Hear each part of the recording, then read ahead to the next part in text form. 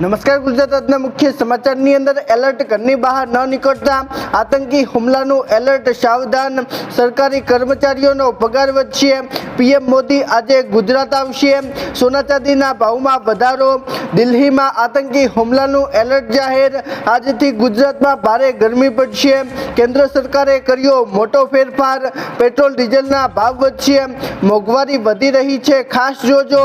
ભગવાનના દર્શન કરવામાં પણ ભાવ વધારો શું હવે મોંઘવારીમાં ખેડૂતોનું દેવું માફ થશે તો મિત્રો આ દરેક સમાચારની વિગતવાર માહિતી આજના આ વિડીયોની અંદર જાણવાના છીએ તો મિત્રો વિડીયોમાં અંત સુધી બન્યા રહેજો અને મિત્રો જો તમને વિડીયો પસંદ આવે તો મિત્રો વિડીયોને લાઈક કરી ચેનલને જરૂરથી સબસ્ક્રાઇબ કરી દેજો।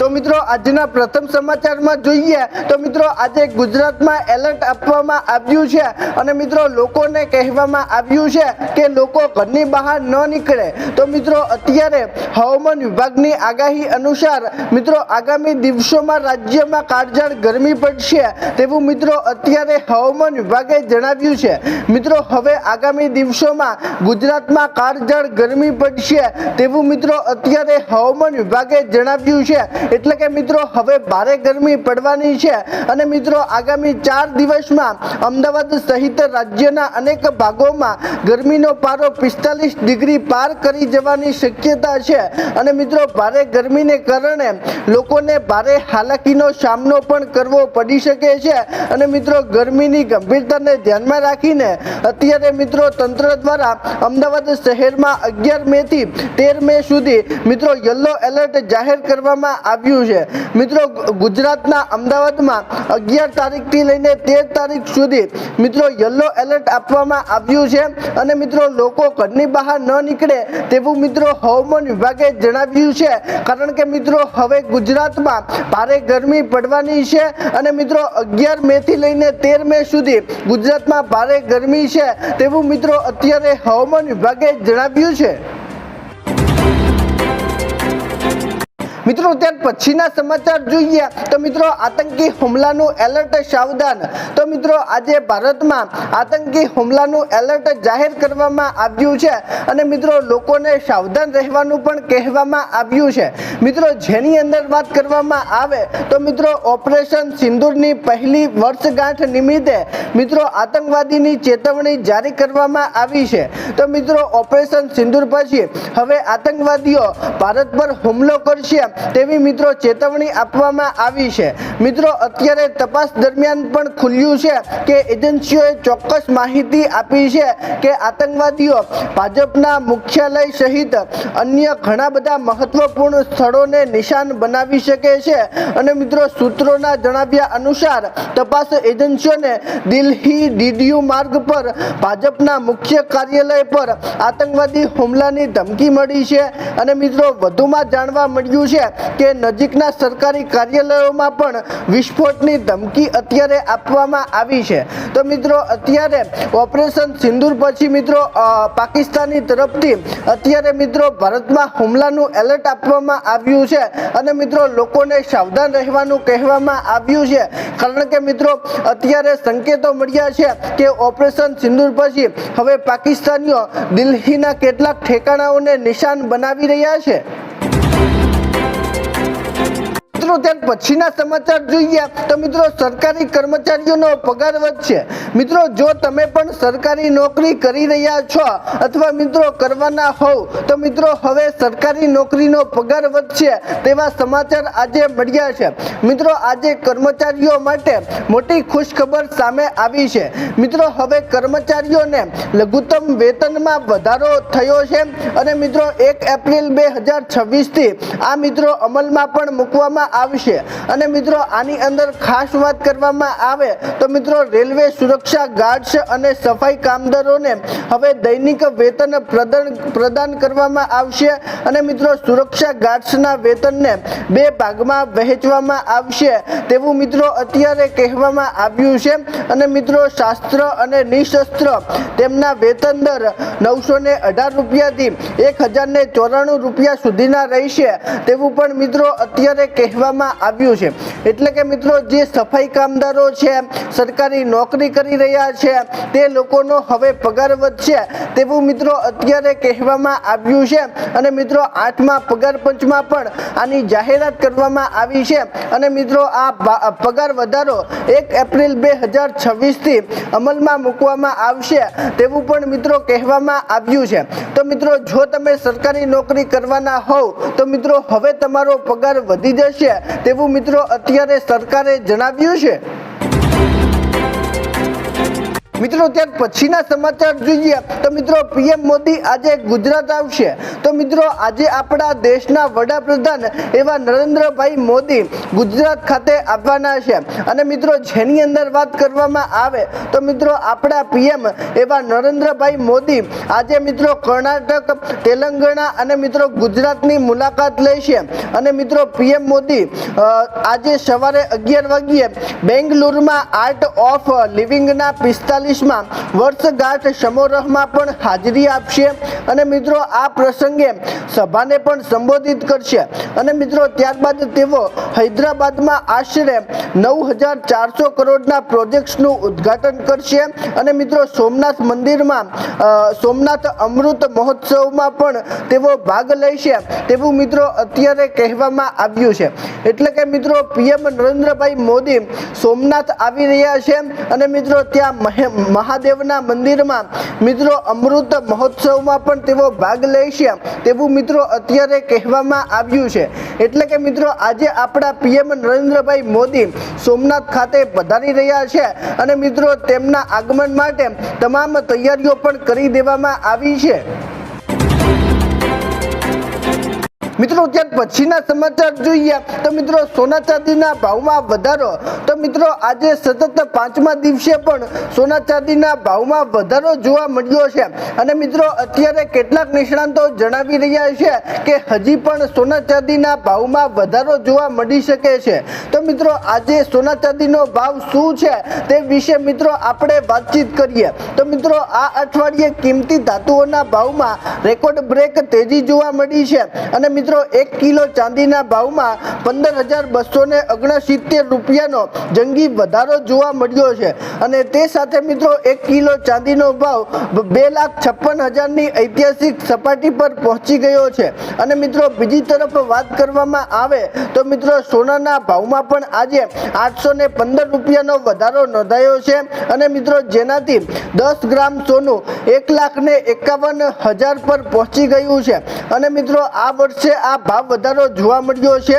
અને મિત્રો આ વર્ષે સોનામાં કુલ 17,883 રૂપિયાનો વધારો થયો છે તેવું પણ મિત્રો કહેવામાં આવ્યું છે અને મિત્રો સાથે અત્યારે મિત્રો કેટલાક નિષ્ણાતો જણાવી રહ્યા છે કે હજી પણ મિત્રો ભાવ વધારો જોવા મળશે। એટલે મિત્રો જો તમારે અત્યારે સોના ચાંદી ખરીદવું હોય તો મિત્રો તમે ખરીદી શકો છો। મિત્રો આગળના સમયમાં આની અંદર મિત્રો તમારો પ્રોફિટ હશે તેવું મિત્રો અત્યારે નિષ્ણાતો જણાવી રહ્યા છે। મિત્રો ત્યાર પછીના સમાચાર જોઈએ તો મિત્રો આજે દિલ્હીમાં આતંકી હુમલાનું એલર્ટ। મિત્રો આજે ભારતના દિલ્હીમાં આતંકી હુમલાનું એલર્ટ જાહેર કરવામાં આવ્યું છે। મિત્રો આતંકવાદીઓ દિલ્હીમાં હુમલો કરશે તેવા સંકેતો આજે મળ્યા છે। મિત્રો દિલ્હીમાં આતંકી હુમલાના ઇનપુટ મળતા મિત્રો આજે સુરક્ષા એજન્સીઓ અત્યારે મિત્રો એલર્ટ મોડ પર આવી ગઈ છે। મિત્રો ડીડીયુ માર્ગ સ્થિત મિત્રો ભાજપના મુખ્ય કાર્યાલય અને મિત્રો મહત્વની સરકારી કચેરીઓને આત્મઘાતી હુમલાખોરો કરી બોમ્બ હુમલો કરશે અને મિત્રો આઈએમડી દ્વારા હવે નિશાન બનાવવામાં આવી શકે છે તેવું મિત્રો અત્યારે દિલ્હીને સંકેતો મળ્યા છે। મિત્રો આની અંદર ગંભીર એલર્ટ બાદ મિત્રો અત્યારે સુરક્ષા એજન્સીઓ પણ એલર્ટ મોડમાં આવી છે અને મિત્રો આજે સમગ્ર વિસ્તારમાં દિલ્હી પોલીસ અને પેરામિલિટરી ફોર્સનો ચુસ્ત બંદોબસ્ત પણ ગોઠવી દેવામાં આવ્યો છે અને મિત્રો આજે દિલ્હીમાં કડક સુરક્ષા કવચ તૈનાત છે તેવું પણ મિત્રો કહેવામાં આવ્યું છે।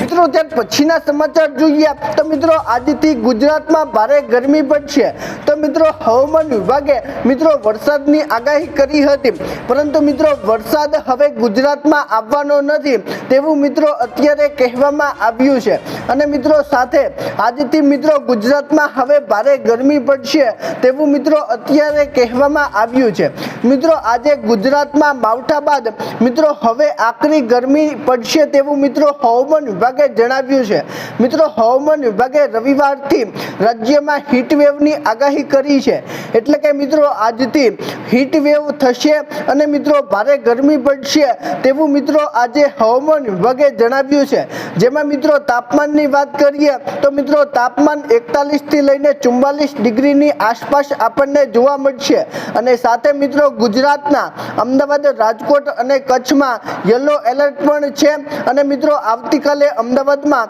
ઓરેન્જ એલર્ટ પણ જાહેર કરાયું છે। અને મિત્રો રાજકોટમાં પારો 44 ડિગ્રી સુધી પહોંચવાની શક્યતા હવામાન વિભાગે વ્યક્ત કરી છે। અને મિત્રો 15 મે સુધી આકરો તાપ પડશે અને મિત્રો ભારે ગરમી પડશે અને મિત્રો લોકોને ઘરની બહાર ન નીકળવું તેવું પણ મિત્રો અત્યારે હવામાન વિભાગે કહ્યું છે। ત્યાર પછીના સમાચાર જોઈએ તો મિત્રો કેન્દ્ર સરકારે કર્યા મોટા ફેરફાર। તો મિત્રો આજે કેન્દ્ર સરકારે મોટા ફેરફારો કર્યા છે અને મિત્રો જેની અંદર વાત કરવામાં આવે તો મિત્રો ઈપીએફઓ દ્વારા ઈપીએફઓ 3.0 ની પહેલ હેઠળ મિત્રો આ મહિનાના અંત સુધીમાં યુપીઆઈ અને એટીએમ દ્વારા ફંડ ઉપાડવાની ક્રાંતિકારી સુવિધા શરૂ કરાશે। મિત્રો આ નવી સિસ્ટમથી 7.8 કરોડ સબસ્ક્રાઇબર્સ કાગળની કાર્યવાહી વિના તરત જ પૈસા મેળવી શકશે। અને મિત્રો 2026ના મધ્ય સુધીમાં આ પ્રક્રિયા સંપૂર્ણપણે ઓટોમેટેડ અને યુઝર્સ ફ્રેન્ડલી બની જશે તેવું મિત્રો અત્યારે કહેવામાં આવ્યું છે। અને જેમાં મિત્રો ઓટો ક્લેમ સ્ટેટમેન્ટની સુવિધા પણ મળશે અને મિત્રો હવે પીએફ ખાતા ધારકોએ કચેરીના ધક્કા ખાવા નહીં પડે તેવું મિત્રો અત્યારે સરકારે જણાવ્યું છે। મિત્રો આ નવો ફેરફાર હવે ટૂંક સમયમાં લાગુ થઈ જશે તેવું પણ મિત્રો સરકારે જણાવ્યું છે। એટલે કે મિત્રો તમે પીએફના પૈસા ઉપાડવા માટે મિત્રો કચેરીના ધક્કા ખાતા હતા, પરંતુ મિત્રો હવે ધક્કા ખાવા નહીં પડે તેવું મિત્રો અત્યારે સરકારે જણાવ્યું છે।